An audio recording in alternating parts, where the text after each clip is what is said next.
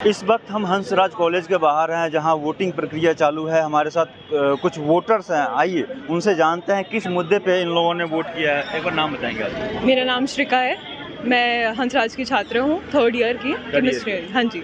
3 साल बाद दूसरा चुनाव हो रहा है कि क्या मुद्दा रहा, किस मुद्दे पे वोट कर रहे हैं? मुद्दे हंसराज के तो काफ़ी सारे थे, चाहे वो लाइब्रेरी की टाइमिंग बढ़ाना हो। अभी 5 दिन लाइब्रेरी खुलती है, अभी उसको 7 दिन खोलने की कोशिश कर रहे हैं कि वो चले। उसके अलावा हम केमिस्ट्री लैब्स में पैरेटस सही नहीं होते हैं, उसकी बात है। काफ़ी मुद्दे तो काफ़ी थे, चाहे वो लड़कियों की सुरक्षा से लेके लड़कियों के पैड डिस्ट्रीब्यूशन तक सारे मुद्दे थे। पिछले 4 साल से लगातार जो कैंडिडेट थे वो बने हुए थे। अब इस बार क्या लग रहा है, कुछ बदलाव नज़र आ रही है? देखो 4 साल से कोरोना की वजह से तो वैसे भी सब बंद ही था। इस बार चेंज तो आएगा, बिल्कुल आएगा, क्योंकि फिर से बनेंगे कैंडिडेट्स, तो चेंज तो बिल्कुल आएगा। कैसा आता है, कौन लाता है, वो देखते हैं। हम तो सपोर्ट में हैं अभी इलेक्शंस के। बिल्कुल वोटिंग करने के लिए बच्चे, काफ़ी गर्मी है, गर्मी का मौसम है, तो बच्चे आ रहे हैं वोट करने? बच्चे कम आ रहे हैं क्योंकि जो लड़ाइयाँ हो रही हैं, काफ़ी बच्चे उससे डर गए हैं। जितनी रामजस में हर जगह लड़ाइयाँ हुई हैं, बच्चे डर गए हैं, उनके मम्मी पापा नहीं आने दे रहे हैं, तो बच्चे तो कम आ रहे हैं, लेकिन आ रहे हैं। तो वोटिंग हो रही है लेकिन बच्चे कम आ रहे हैं क्योंकि है ना, पिछले दिनों रामजस के बाहर कुछ हंगामा हुआ था। ये कुछ स्टूडेंट्स हैं हमारे साथ, इनसे जानते हैं। नाम बताइए। जी, मेरा नाम विवेकानंद है, मैं chemistry honours Hansraj college third year का छात्र हूँ। और इस बार इलेक्शंस का जो जोर हमने देखा, क्योंकि जब हम लोग आए तब यहाँ पे कुछ भी नहीं था, हम कोरोना बैच के नाम से स्टूडेंट जाने जाते हैं, तब हमने यहाँ पे आके कुछ भी नहीं देखा भाई क्या चीज़ होती है, कि एक डूसू में क्या चीज़ चलती है, दिल्ली यूनिवर्सिटी की क्या पावर है। यहाँ पे जब हमने पहली बार इलेक्शंस देखा, और ये हमारा आखिरी ईयर, अफसोस की बात इस बात की है कि हम दोबारा देखते क्या यहाँ पे हाइप चलती है, कैसे कैसे इलेक्शंस होते हैं, इतने बड़े बड़े कैंडिडेट्स। यकीन न माने, मैं इस समय इतना बड़ा दिखता हूँ अपने जहाँ हम रहते हैं, बट हमसे भी बड़े बड़े कैंडिडेट्स आते हैं, उनकी पर्सनैलिटीज़ और काफ़ी अच्छे जो मुद्दे आते हैं, कि जैसे दूसरों में हर बार होता है कि अलग पिछड़ाव हो जाता है अलग अलग कॉलेजेस में, या जिसे कहते हैं कि एक साथ नहीं हो पाते। हंसराज कॉलेज में कई बार होता है कि लड़ाइयाँ वगैरह। इस सब से जो बच के हम आते हैं वोट देने, या जो लोग आते हैं वोट देने, उनके लिए बहुत बड़ी बात है। मैं इसलिए यही कहूँगा कि हर बंदा आके वोट दे, और जो प्रत्याशी उनको अच्छा लगता है, जिनका काम अच्छा लगता है, सिर्फ उन्हीं को वोट दे, किसी के बहलावे में ना आए। आपका वोट आप ही के पास है। इस बार वोटिंग प्रक्रिया धीमी चल रही है, ऐसा लग रहा है क्या? जी, कुछ तो हो सकता है कि धीरे चल रही है, क्या पता आने वाले जब कुछ एक आधा घंटा बीत जाए तब बच्चे आएँ, क्योंकि दिल्ली यूनिवर्सिटी में मेन बात ये आती है, कुछ बच्चे बाहर के और ज़्यादातर एनसीआर के इलाकों के। तो एनसीआर के इलाके वाले बच्चे जो होते हैं वो इतनी सुबह आना पसंद नहीं करेंगे, सीधी सी बात है। अभी तो हम चलिए हंसराज हॉस्टल में ही रहते हैं, तो हम आ गए।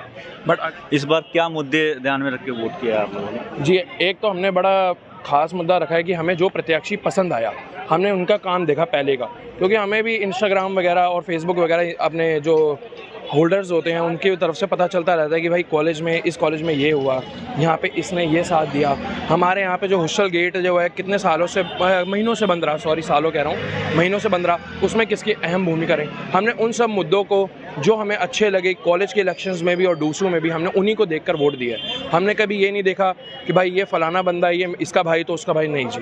जो हमें प्रत्याशी अच्छा लगा हमने उसी को वोट दिया। उनका कहना है साफ कैंडिडेट को देख के इन्होंने वोट किया है। आप नाम बताइए। मेरा नाम रवि परमार है, मैं हंसराज कॉलेज का छात्र हूँ। वोट किया है आप आज? जी हाँ, आज वोट क्या किया। मुद्दा रख के वोट किया? हमने मुद्दा तो है ही जो हमारे रहे हैं, पढ़ाई से रिलेटेड, लाइब्रेरी से रिलेटेड, या हमारी जो भी प्रॉब्लम्स हैं पीडब्ल्यूडी स्टूडेंट्स की, सबसे रिलेटेड जो रखा है।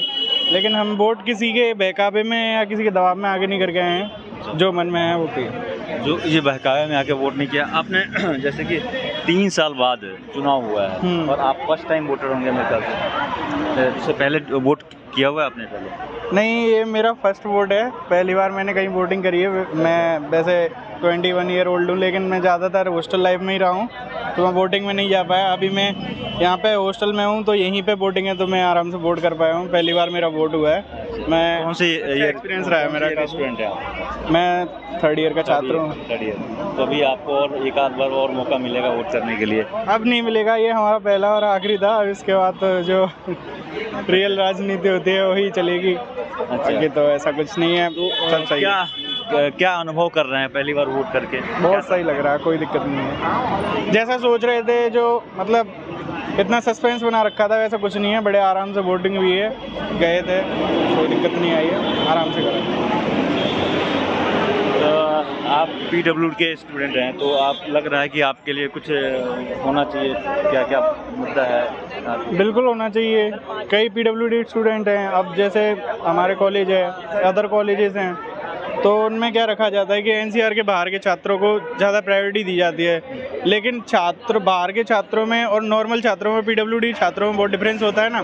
अब जो ब्लाइंड बच्चे हैं बेचारे, उन्हें रोड क्रॉस करने तक में दिक्कत आती है, तो कहीं ना कहीं मेरे को लगता है कि मेरे जैसे जो विकलांग बच्चे हैं, जो हाथ से हैं, पैर से नहीं है, मतलब पैर से हैं जो, उनको, और जो आँखों से विकलांग हैं या PWD हैं, उनको ज़्यादा प्रायोरिटी देनी चाहिए हॉस्टल देने में, ताकि वो आराम से कॉलेज आ सके, अपनी पढ़ाई पूरी कर सकें, जो उनके मन में वो आगे जाके बढ़ सके।